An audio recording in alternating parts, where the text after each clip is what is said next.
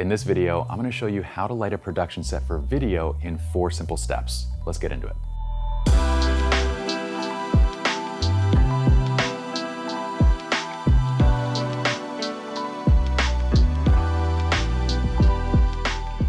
What's up, friends? My name is Pi. Welcome to SLR Lounge. If you know me, you know I like to get straight into stuff. So look, we have here a set. We actually launched a new platform called 12-Week Relationships. It has nothing to do with photography or cinematography, but what we have is this set that we need to light, and I thought this would be a fun video to make where we can show you how we use the CAMP framework. It's the same 4-step framework that we use to light a photography set, but then adapted over to a video set. Now you can use this process for anything, whether it's YouTube, whether it's documentary films, whether it's just a home podcasting set, doesn't matter. I'm gonna show you how to light it and get a great look right out of camera. Let's get straight into this. I'm gonna talk first just about the overall scene and setup. If you see the rest of our office, it is very much just office space. And 12-Week Relationships is about psychology, it's about relationships. So we wanted to build an environment where it looked like we're at home just having a comfortable conversation. And so it's designed to be kind of a living room set, right? Where we have just simple wallpaper up, a couple different furniture objects, some sofas, and that's it. But what we need to do now is to create the vibe of what it would look like in the living room. And what I'm thinking in my head is going for something a little more dark, a little more dramatic, something with a bit of warmth to it as well, that's very inviting and just warm. Let's start with the C of CAMP, which stands for composition. We need to get the camera into the right angle. This is also where I'm gonna introduce Anthony, who's gonna be helping me out today. Okay, I have here the C200 with a 2470 on here, just on a basic tripod. I'm gonna go ahead and start filming so you guys can see what I'm doing. I'm going to just dial in a basic composition. It doesn't have to be perfect, but this is gonna be the center, the primary angle of the set. You can see just how dark it is, and what I'm gonna do actually right now is just dial in settings to give it an ambient light look, so we have something to kind of compare against, okay? So let's go ahead and just jump over to ISO. We're gonna raise this up, and we're gonna bring our shutter speed down. And this would be an appropriate kind of ambient light exposure. By the way, there's nothing wrong with this. I just want it to be something a little more nice, bring a little extra production value to this. All right, so with composition roughly dialed in, let's go to ambient light. So that's the A of CAMP. What we're gonna do first is get the scene to have the ambiance that we want it to have. So Anthony, why don't you help me light the practicals in the scene? On a film set, these lights that are part of the scene, like they're in camera, but they're also helping to light the scene, are referred to as practicals. So we have a lamp on the left side, we have a light in the middle, and a little candle on the right side. What I'm gonna do now is go back to the camera and adjust the ambient light exposure. Here, I'm trying to get to the look that I want the scene to have. So right now, it's obviously too bright. What we're gonna do is bring the ISO down. Let's go ahead and go right about here. I'm gonna bring my shutter speed up. Let's go, what are we shooting at for a frame rate? 24 or 30? 30? We'll go to 60. Okay, I'll go to 160 of a second for my shutter. And I want the ISO to be maybe a little bit lower. So I'm actually gonna go back to that, and we're gonna pull this down a little bit more to maybe 400 ISO-ish. That's what I like. I love the look that this has right now, where we can kind of see the warmth in the background. It starts to look like a evening vibe in a living room, right? But the first thing that I'm noticing is that the right side is a little bit dark. So we're gonna place our first light, and that light is to, again, help get the ambient light set up where we want it to look, just the ambiance of the room. So why don't you go ahead and place that light up first. For this light, we're using a Luxley Timpani. So it's a little 1x1 LED. And the beautiful thing I'm gonna show you in just a minute with these lights is that Luxley has an app that allows me to control everything from my phone. So we're gonna place a little 1x1 LED that's gonna light that painting from the right side, or that canvas from the right side. Don't worry too much about the color, the exposure, all that kind of stuff. Let's just get it roughly in so we can balance out the light in the scene. Going back to the camera, that Timpani is adding a good amount of light. It might be a little bit too bright. It's also not quite the right color, but this is where I'm gonna go to the app. So Luxley has this Composer app where I can detect the light. It actually works incredibly well. And I'm gonna go ahead and just adjust the temperature right from the app. So from here, I'm actually gonna warm this up.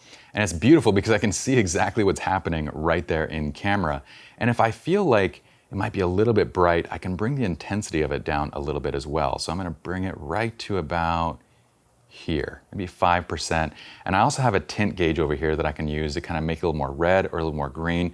I'm finding that the other lights in the scene are just a little bit more on the green side. So if I go to the pink side, you'll notice that it kind of stands out quite a bit. If I go maybe 10 to 15% on the green side, it starts to balance out very, very nicely.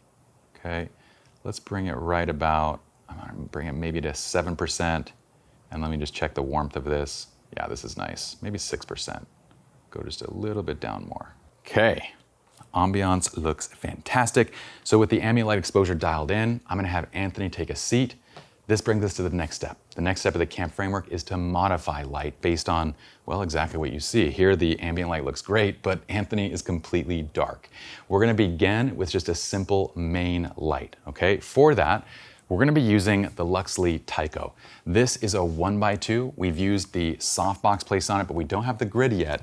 We're gonna place that in a second just so we can give you guys an idea of what it does. It's also put onto an impact C stand, and we already have this set up just so we're not doing a whole bunch of talking or setting up of light stands throughout this video. We can kind of make it a little quicker. These lights are on the more high-end side. So what we're gonna do is in the description of the video, you can find a link over to SLR Lounge where we'll have an article that lays out both this high-end version of this lighting setup as well as something that's more budget-friendly. So you can use really any type of light source in the exact same manner that we are. But again, I'm gonna show you the convenience of something like this. It's kind of nice. So let's turn this on. It's powering up. Now I should be able to go right to my app. Oh my goodness, that is bright. And I'm gonna click Look for Lights. And it just says this, connect to Luxley Tycho. I'm gonna say always, and now that's dialed up in, and now I can adjust the brightness and everything. So let me go behind the camera, and already that looks actually pretty good. So you'll notice that it's a little bit on the blue side, so I might wanna make adjustments to the color temperature. So again, just using the sliders on here, I can adjust the color temperature wherever I'd like it. I kinda like it somewhere more in the like 5400 Kelvin range. And I'm gonna leave the tint where it's at. It's at 24% on the brightness right now, right? But what I haven't done yet is my grid. And the reason that we wanna use a grid is because you'll notice from the frame, a lot of the light coming from this softbox is spilling onto the background. And what that does is it kills that ambient light setup of the background. So this is where we grab a grid. This is what a grid looks like for a softbox like this. And while Anthony's close to the light, I'm gonna have you go ahead and put it up. And immediately from the camera side, you'll notice how a couple things happen. One, the light's actually gonna get very much funneled. So it's basically gonna go directly to the chair and it's not gonna spill into the background nearly as much. But the next thing that happens is that we actually lose a lot of the brightness of that light. Putting on a grid pulls away a lot of the light and exposure. So before you start getting in and trying to dial the intensity, put your grid on and then start going in and actually dialing the intensity, okay? One thing that I wanted to point out here is that one of the mistakes that we often make when lighting a video set is that we have light on our subject, but it's not enough. So for example, when you look at Anthony right now, he's lit and he's not completely dark, right? This would be completely dark. So he has a light on him, but it's not enough. So a rule of thumb that we use in both photo and in cinema is to light your subject a bit brighter than the background. So the background's fairly dark, and what I'm gonna do is pull the brightness up until my subject is kind of lifted off of the background like we have here. And I love that. That looks fantastic. Now with that light setup, obviously this is a two-person set design, right? So what I'm gonna do is place the second light. You don't need the number of lights we have. We're only using double the amount of lights just because we're doing a two-person set. So Anthony, go ahead and sit on that side. Let's push in this light and do the exact same thing. When it comes to the angle of these, what we wanna make sure is that it's kind of lined up to him where it's lighting him directly. In fact, this might be easier to see actually from this side. So if you come to my side, what I wanna make sure is that the light's shining directly on him without hitting too much of the background, but also not being too extreme of an angle. If the angle's too extreme, then someone like me that has deep inset eyes, it's gonna be very dark. So just be mindful of the angle of these lights. This one already has the grid placed on it, so you guys can see. I'm gonna go right back to the app and back to the camera. Look for lights, boom, found it again. Connect, let's go to that light. Let's adjust the same white balance. And it looks like exposure-wise, actually looks really good. Okay, beautiful.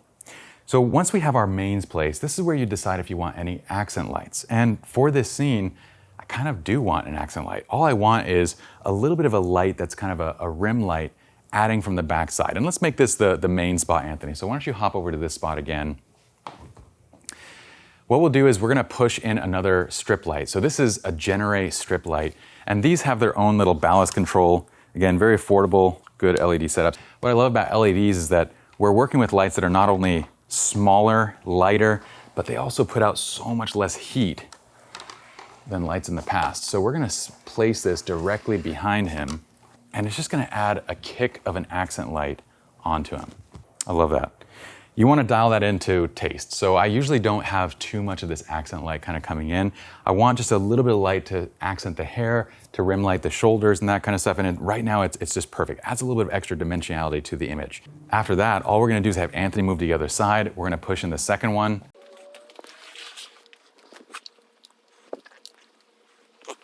Okay, we are done. So the last piece of camp is to pose and photograph. Here we're actually doing video, but this is where you want to make any small tweaks or adjustments. And now with this final setup and that 4-step process, you've taken your set from this, where we began, to this. It's an absolutely insane transformation, and it doesn't require much. Remember, you can do this anywhere. It could be at home for your own YouTube or podcast set, it could be on a documentary film set. All you need is to start with your basic composition, get your ambient light looking the way that you want it to, place your practicals and get the scene where it should be. Then go ahead and put in the first main light. Light your subject to where you want them and add any accent lights if you need. It's basically a 2-light setup, and remember, in the description of this video below, we're going to include an article that has links to all the high-end equipment that we used here, as well as budget-friendly options that will do the exact same thing and, well, be the exact same size and light as well. Remember, using these same steps, you can do this regardless of the gear that you're using. Hope you all enjoyed. If you did, like the video, subscribe to the channel, comment below, let me know what you think, and I'll see you guys in the next video, or we'll see them in the next video.